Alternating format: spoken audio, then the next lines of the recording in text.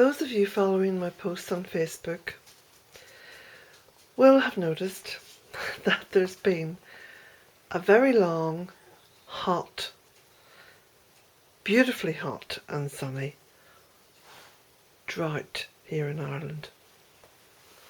I say drought because, unlike most of the people who live around me, I still have my spring well, and my spring well has dropped very low. The groundwater, I suppose the groundwater helps to push that aquifer up, pressurise it and release the water. And when the groundwater drops, then there's a problem in the water reaching the top of the pipe and flowing down the hill to my tank in the loft. Anyway, can do very little about that really at the moment. Now I'm pointing the camera towards the little bird box because there's been a family of blue tits born and raised in that little box over recent weeks, and I'm not too sure if they've fled the nest today. The parents have been toing and froing from dawn till dusk, feeding them. So what we'll do is just step outside. Come on, Jack.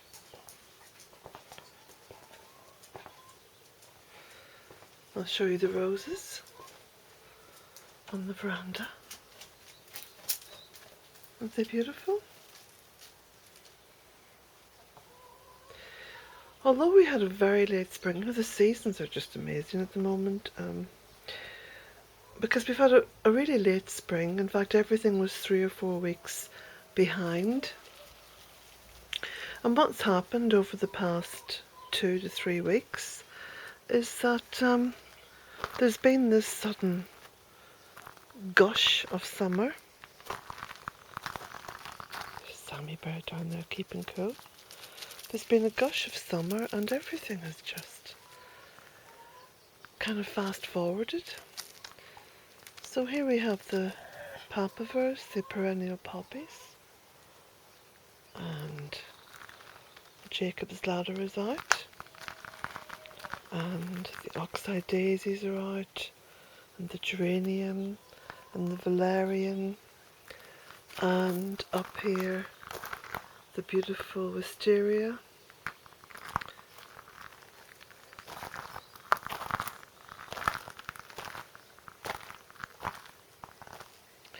And the little wheelbarrow is starting to plump up nicely. Well, the plants in it, not the wheelbarrow. The aquilegia is falling about all over the place.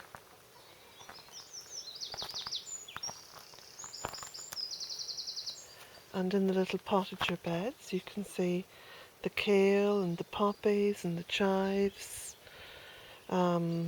Gosh, look at the golden oregano, it needs a bit of a watering, or I should get it out of the pot at least. And the fennel, that's the bulb fennel. The peas, lemon balm, little yellow poppies over there.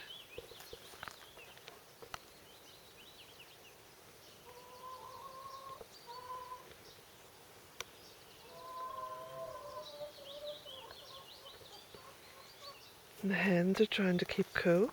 I put a big box of, if I go over and have a little look, I put a big box filled with homemade compost into their hen run so they could enjoy a little dirt bath, because that's really good for their feathers and their general health. It helps to keep them clean. So you can just see, oh, they've been emptying the dirt bath a little bit. I haven't put any food into their run at the moment because they have a little feeder inside the hen house. I really want them to stay in a little bit because it can be a little bit too hot out here.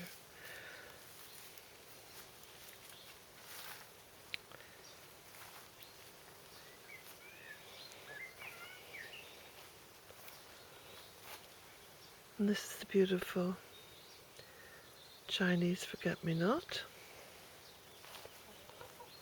I'm not too sure of the name of this flower. It's rather gorgeous.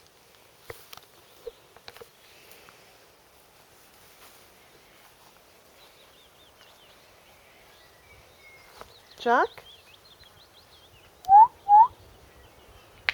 Come. Oh, this is funny. He's in one of those effervescent moods. Something to do with the sunshine and the general holiday ambience of this bank holiday weekend. Yes, you're a bit of a happy Jack, aren't you? Well, he's always happy. So, lots and lots of flowers. We have oxeye daisies and valerian. Now those are the two beautiful flowers that you just throw the seed into the gravel and away it goes.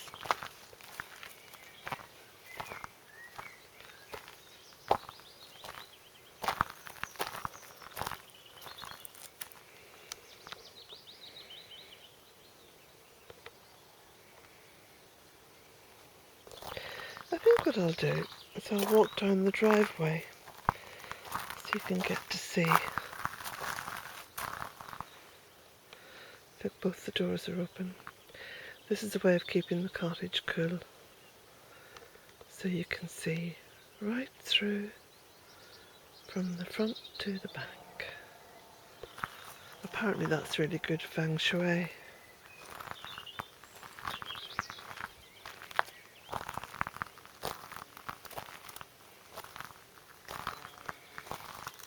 I haven't been able to get up and tie in the clematis because I need to drill some holes to put some wires up, and I didn't want to do that with the little birds in the birdhouse.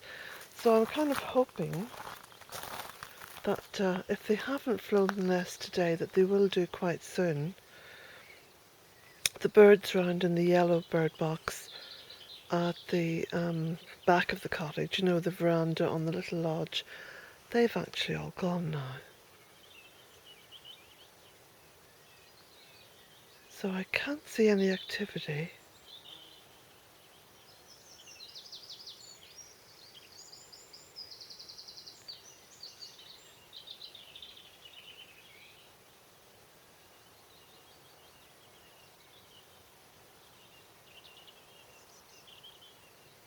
Maybe if I stand back a little further.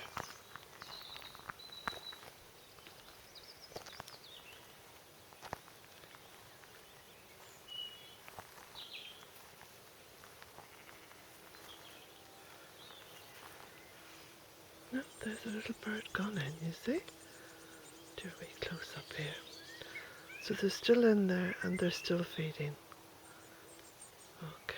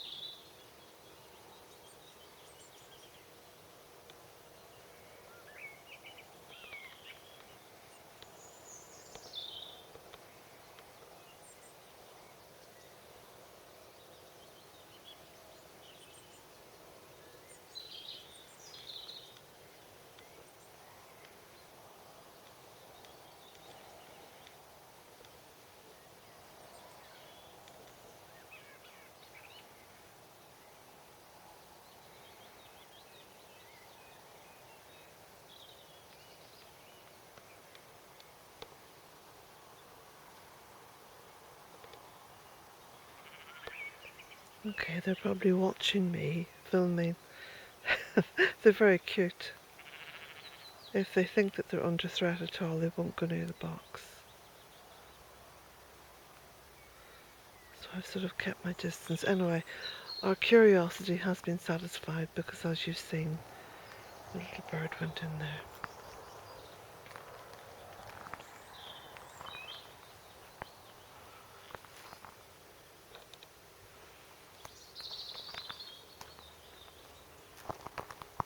Got a bit shaky here with this, so I'm trying to walk down the driveway, and the gravel has dried out, so it can be a bit skiddy and slippy. And quite frankly, I don't want to go down on my backside at the moment. I think that might just be a bit painful. Okay, I'm going to just turn the camera around. And down there, you can see Jack. Jack?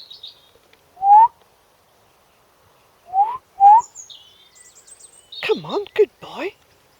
Good boy. Good boy. Let's go for a little walk. You mustn't go down on the road. Oh, he totally disobeys me.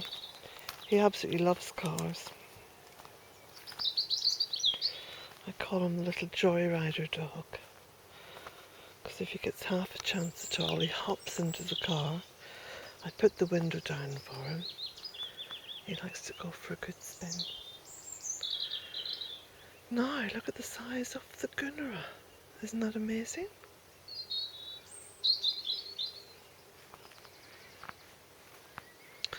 I was up this morning quite early because it's so hot. I decided that the best time to mow the driveway and tidy things up a little bit was in the early morning. So that's what I did. Give the driveway a good mow. And then I also thought, what I'll do is I'll take the lawnmower down onto the road frontage, down on the public road, where I've been making that new herbaceous border. Well, it's not really an herbaceous border. It sounds very grand, doesn't it?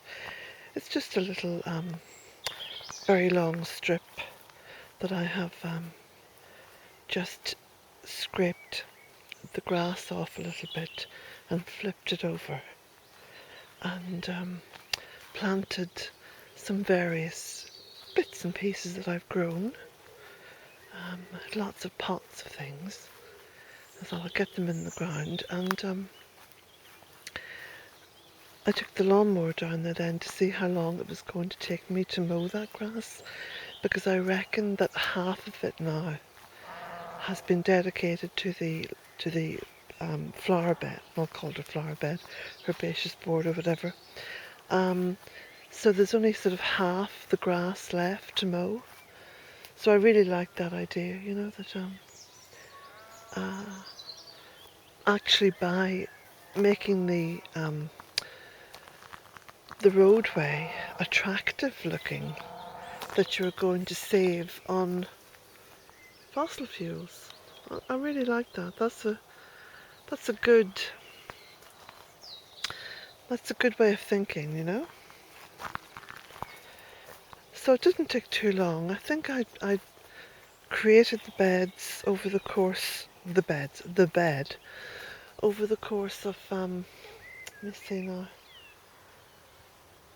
about a week and a half, I think. And just doing a little bit each day or every other day, you know.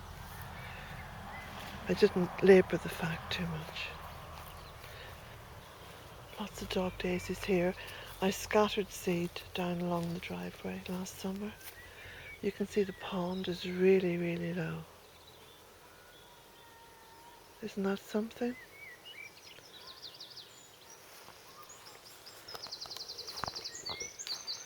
Just turn round, you can see. I don't know if you can hear them, but there's lots of bees all the way down the drive. And that's one of the cows in Gabriel's fields.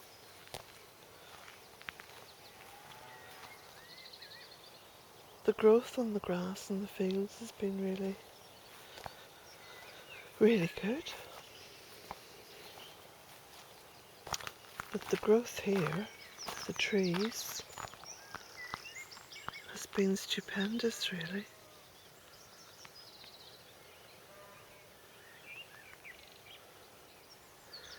like that bush behind the copper beech is actually a fuchsia, look, and it must be 10-12 feet tall.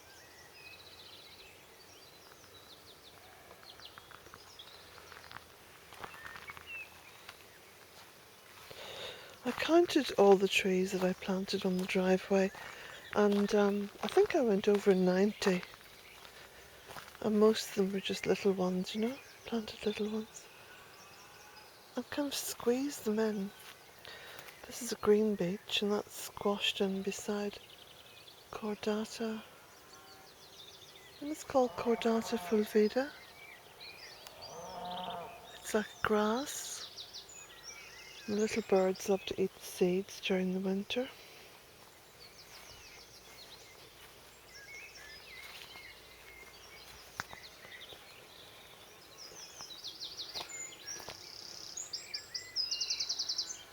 This is a cotoneaster, so again the wasps and the bees and all the little creatures love it.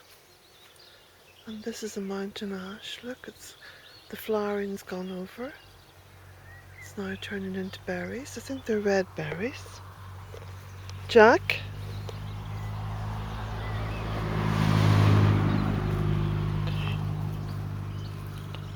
Jack, come here. Oh, he sees another car coming along. He's a devil.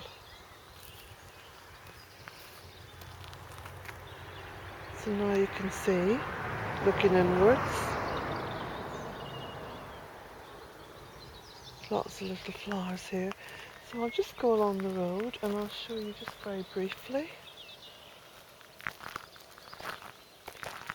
Beautiful evening, you see, look.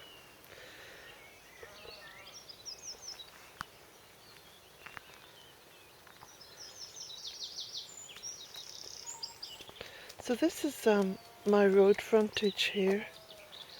I say frontage, it's where my land abuts the public road. So you can see what I've planted here. Jack, come here. I've got to keep calling him because he's a little rascal for wandering about. So I've put a little Sitka spruce in there. And that's an ash tree. There's a wee fern there. That's a buddleia. Lots of rubus. Forsythia, no, fuchsia. Michaelmas daisies. And then this is the little bed that I've planted. Look, I put everything in here, including rhubarb. Little sycamore tree, cotoneaster, there's a wee birch, escalonia, that looks like a little cabbage, another sycamore, another birch, variegated sage, a little oak tree as well, down here. Great big bank of Michaelmas daisies. And then here, you just see, I'm going to stand back on this side of the road, you might be able to see better.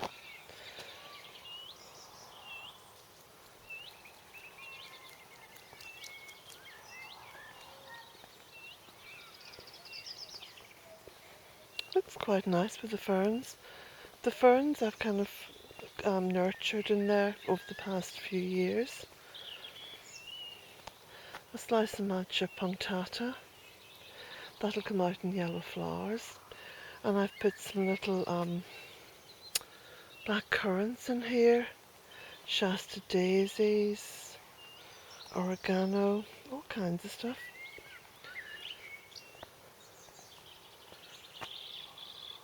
So that's it. And along here I've planted willow and birch. And sedge. Now this tree, this is just one of the kind of common goat willows, and what I did, or what I've done over the past 12 years, because it was just quite a scrubby looking tree, so I've sort of semi-crowned it to reveal all the lovely multi-stems, and I think that's the real feature. And look, the bottom's got covered with moss.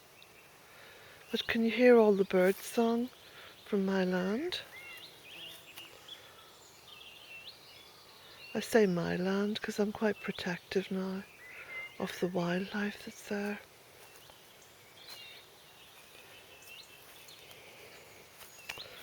So what do you think of this then?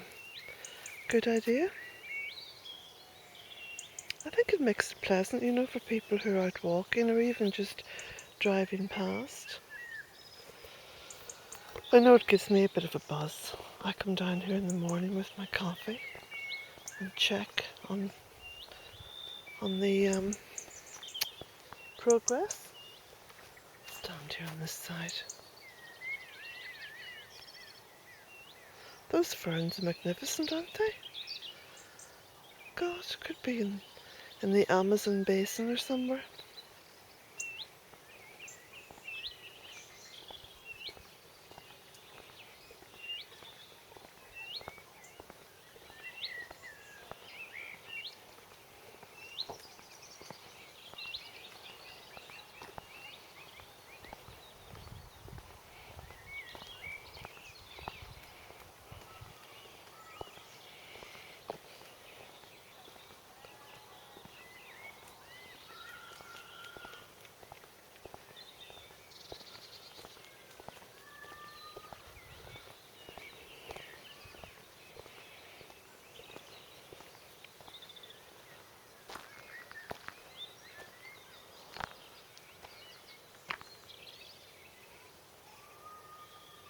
Come on, Jack.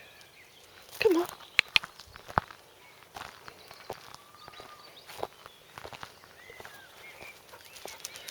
So the driveway here is about 120 meters or something long.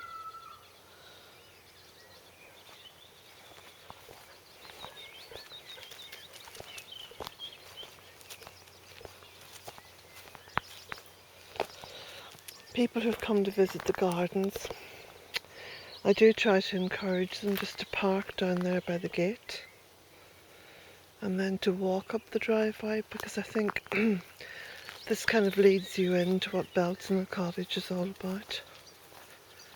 Because as you walk up the driveway, you see all the different trees and shrubs and flowers and herbs, but more importantly, you can hear the health of the land.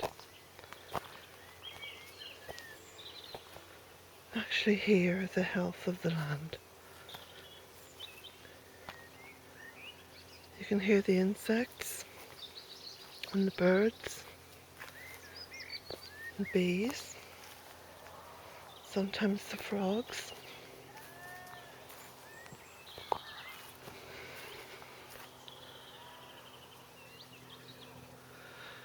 It's also very pleasant to walk up the driveway because on a hot summer's day like this, it's shady and cool. So what we'll do is, rather than walk to the top, we'll cut through here. And this is really shady. This is now a woodland path.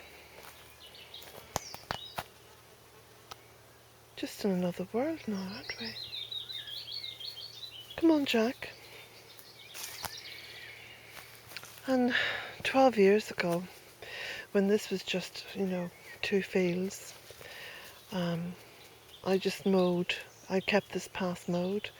So all the paths here I mowed. But as you can see now, I don't have to mow them anymore. There are a few little bits and pieces, but generally I don't have to mow them, because the actual paths now have become naturalised woodland paths. And when I come down here during the winter, the autumn and winter and early spring, and I'm cutting back, I leave most of the wood down here to season, and then I come and collect wood as and when I need it. And some of it I just leave to naturally decay down into the soil. That helps to create this beautiful woodland.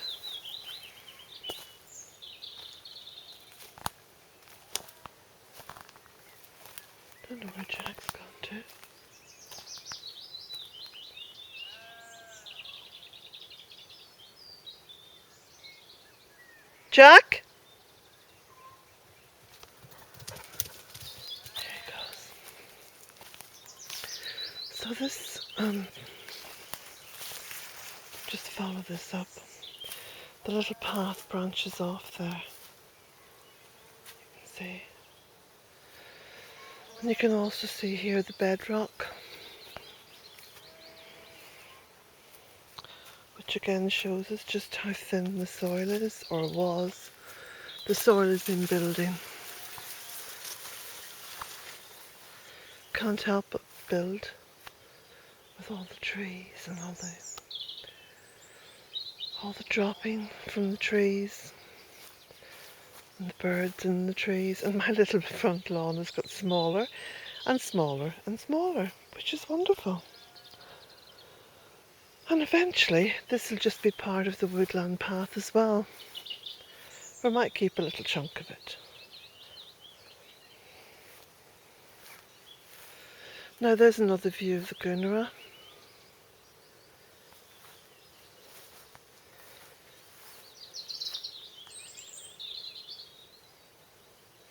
And that's the rubus that I cut back and just piled in behind trees, you know, on top of weeds. It mulches and feeds.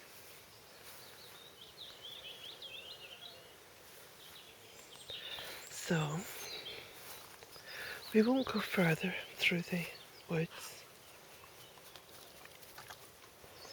We'll go up the steps and see if we can see any more of those little blue tits feeding.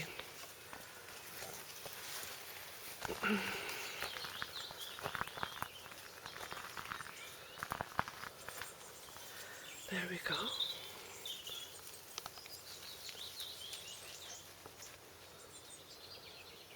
Just see that?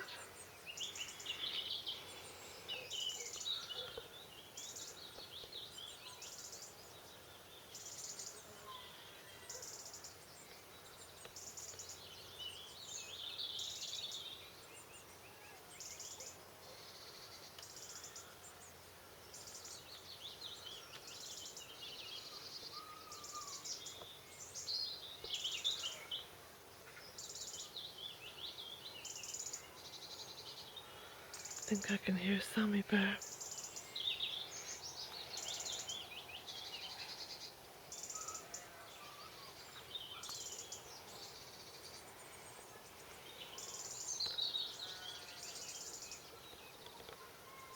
There it goes again. Right. Time to go back into the cottage and load up this little video. Paths have closed in here. I'm having to push my way through. Hello, Sammy Bearkin. You were sleeping when we last saw you. Oh, there's no point in moaning at Jack.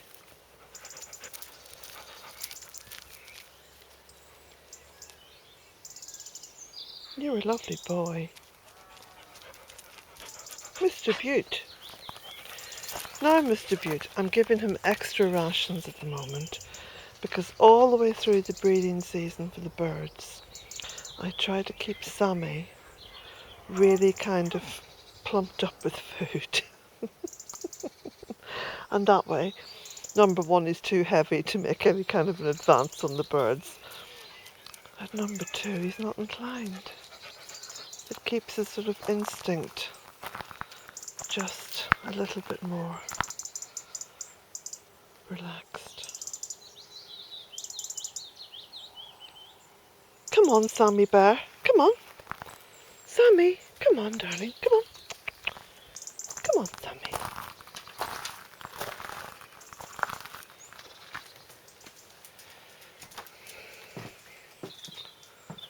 Come on, Sammy Bearkin. Come on.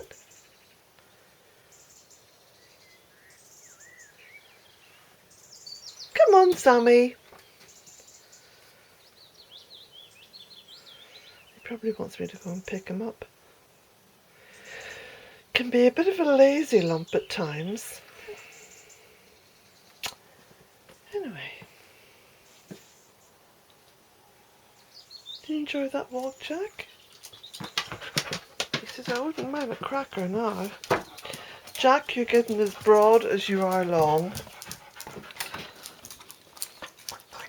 All those crackers. Got a whole box to get through. Oh, and I'll show you my little bedroom before we finish here.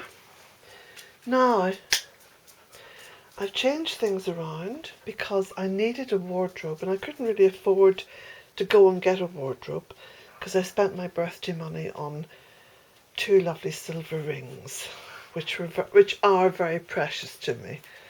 They'll have to prize them off my corpse before they dispose of me. So I thought, I've got some wood, I've got a broom handle. No, actually, I'll tell you what, I bought the broom handle, okay? So I'm going to show you my little bit of carpentry. Now, I haven't quite finished yet because I've got to put this little curtain into order. What do you think of that? Now, and I'm putting all my bits and bobs and girly things up there on the top.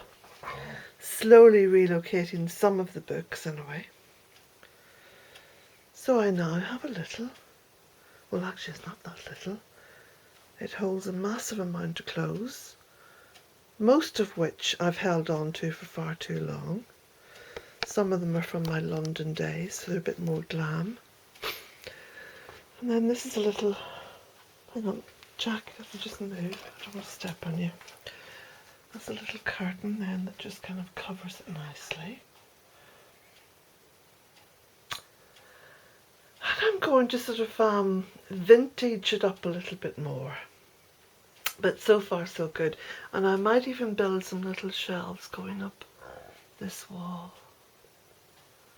Because it won't be too hard, you see. You've got the little recess there that you can put brackets onto. Then you don't have to fit them in on the other side. And I'm filled with ideas.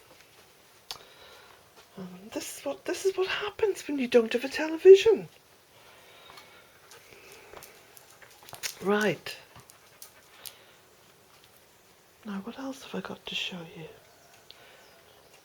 Oh yeah. So I've set up my little sewing machine here because I did have the single bed in here. So I've moved the single bed into my bedroom. That's what I'm sleeping on now. And I am giving my double bed away. It's in good condition. So I have someone in mind who needs to have a double bed and they're going to come and collect it. Now, so I have my little workroom study in here. The light on. So it's going to be a little hive of industry. Got a bit more organising to do, but I'm pleased with the way things have turned out so far. Let's switch off that light. So, my lovely red geraniums. I think that's the 3rd year now that I've had those, or is it the 4th? I overwinter them in a frost-free place and then I give them a repotting and a good feeding and away they go again.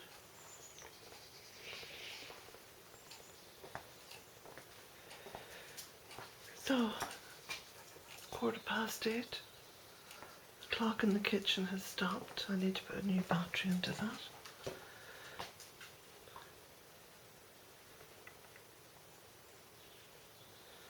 Do you know the mountain out there looks absolutely beautiful? Let me see if I can get a close-up.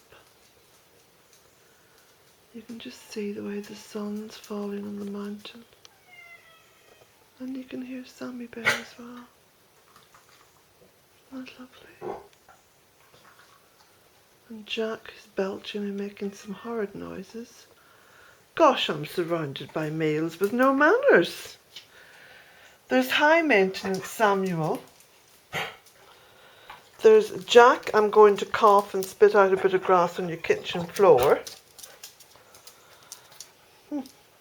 Waiting for a cracker, are you? Yes. Okay, I best go and give this crazy dog a cracker, or two, or three. Have a lovely weekend, everybody. Okay, Jack.